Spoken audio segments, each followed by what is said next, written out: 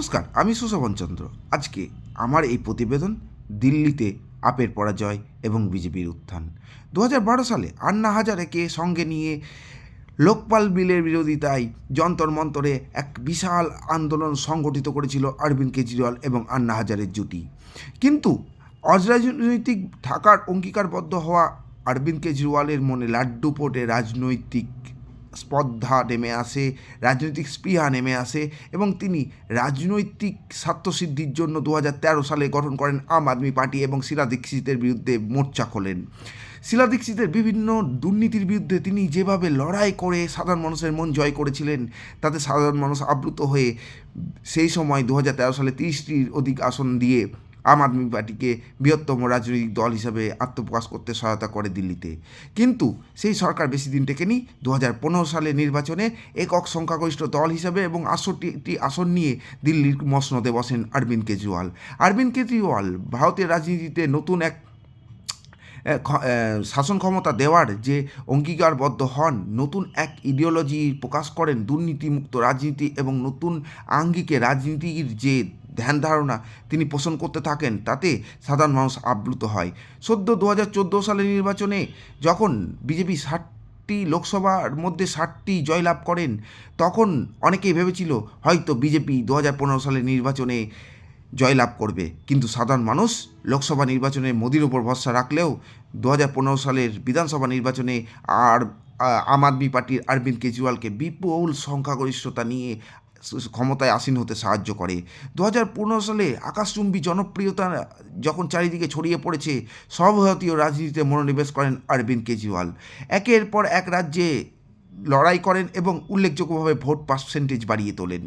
আমরা দেখেছি 2023 সালের নির্বাচনে পাঞ্জাবে তিনি ক্ষমতায় আসীন হন, অর্থাৎ তার পার্টি ক্ষমতায় আসীন হয় এবং ভগৎ মান হন আম আদমি পার্টির মুখ্যমন্ত্রী। যেভাবে চারিদিকে আম আদমি পার্টি পশ্চিমবঙ্গ, উড়িষ্যা, ঝাড়খণ্ড একের পর এক ভোট পার্সেন্টেজ বাড়িয়ে তুলেছে। ইভেন সবথেকে উল্লেখযোগ্য হলো 13% ভোট পেয়েছিলেন গুজরাট নির্বাচনে। সেটাই অনেকের মনে হয়েছিল গুজরাটে কংগ্রেসকে সরিয়ে দ্বিতীয় পার্টি হিসাবে উঠে আসবে সর্বভারতীয় স্তরে। কিন্তু ক্ষমতার কি পরিহাস! 2025 নির্বাচনের আগে অরবিন্দ কেজরিওয়ালকে জেলে যেতে হয়েছিল। জেলে যেতে যেতে তিনি নাড়া দিয়েছিলেন, জেলখাটা আসামি নাড়া দিচ্ছেন, সাধারণ মানুষ তার বিচার করবে। কিন্তু 2025 নির্বাচনে আমরা দেখলাম যে সাধারণ মানুষ কখনোই দুর্নীতিকে বরদাস্ত করে না, চুমলাবাজিকে বরদাস্ত করে না। অরবিন্দ কেজরিওয়ালকে পরাজয়ে স্বীকার করতে হলো। নিউ দিল্লির সে যে বিধানসভা কেন্দ্র, সেই বিধানসভা কেন্দ্রে তাকে পরাজয় স্বীকার করতে হলো। আমাদের 2011 সালে বুদ্ধদেব ভট্টাচার্যের কথা মনে পড়ে যায়। সেই সময় বামপন্থের 34 বছরের ক্ষমতার যে দাম্ভিকতা, সেটা শেষ হয়েছিল যাদবপুর বিধানসভা কেন্দ্রে বুদ্ধদেব ভট্টাচার্যের পরাজয়ের মধ্য দিয়ে। আমরা দেখতে পাই, ইতিহাস সাক্ষী থেকেছে বারংবার যে শীলা দীক্ষিতের বিরুদ্ধে তিনি মোর্চা ঘোষণা করে 2013 সালে ক্ষমতায় এসেছিলেন এবং 2015 সালকে তিনি তা পুনঃপ্রতিষ্ঠা করেছিলেন। সেই দুর্নীতির তকমা নিয়েই তাকে গদিচ্যুত হতে হলো। লিকার কেলেঙ্কারি, শীষমহল গঠন, বিভিন্ন আর্থিক কেলেঙ্কারিতে জর্জরিত কেজরিওয়াল আর ঘুরে দাঁড়াতে পারলেন না। তিনি বেশ কিছু জনমোহিনী প্রকল্প এনে সাধারণ মানুষের মন জয়ের চেষ্টা করেছিলেন, কিন্তু কথায় আছে না, আদর্শ বঞ্চিত ব্যক্তি কখনোই সফল হতে পারে না। কেজরিওয়ালের কাছেও তার ব্যতিক্রমী হলো না।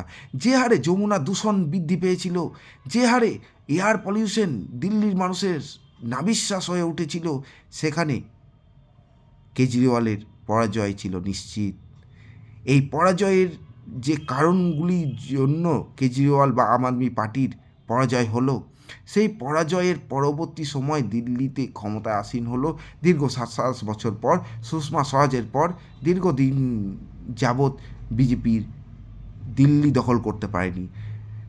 মোদি সরকার ক্ষমতায় আসীন হওয়ার পর তিনি 3খানা লোকসভা নির্বাচন জয়লাভ করলেও, বিভিন্ন রাজ্যে কমল ফোটাতে পারলেও দিল্লি অধরা ছিল। দিল্লি জয় ছিল বিজেপির জন্য অত্যাবশ্যক এবং এটা ছিল একটা ইগোর লড়াই।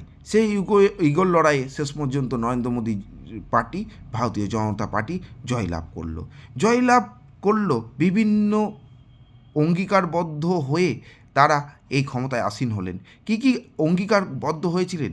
ভোটের আগে যে এজেন্ডা প্রকাশ করেছিল বা কর্মসূচি প্রকাশ করেছিল, তার মধ্যে সবথেকে গুরুত্বপূর্ণ ছিল যমুনা নদী পরিষ্কার, দিল্লির পলিউশন হ্রাস, বিভিন্ন সাধারণ মানুষ বিশেষত অটো চালকদের জীবন বীমা, ঝুপড়িবাসীদের জন্য ফ্ল্যাট প্রদান এবং কেজি থেকে পিজি যে ফ্রিতে শিক্ষা প্রদান, এইগুলো কিন্তু বিজেপিকে ক্ষমতায় আসীন হতে সহায়তা করলো।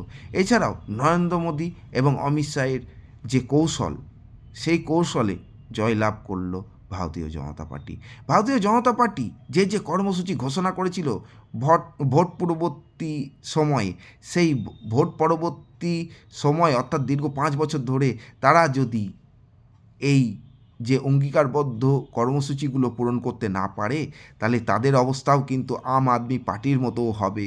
আমি সাধারণ মানুষকে বলবো যে কোনো সরকারকে দীর্ঘমেয়াদী রাখা উচিত নয়, গণতন্ত্রের জন্য তা স্বাস্থ্যকর নয় এবং উন্নতির জন্য তা বাঁধা হয়ে দাঁড়ায়, দুর্নীতিগ্রস্ত হয়ে পড়ে সরকার।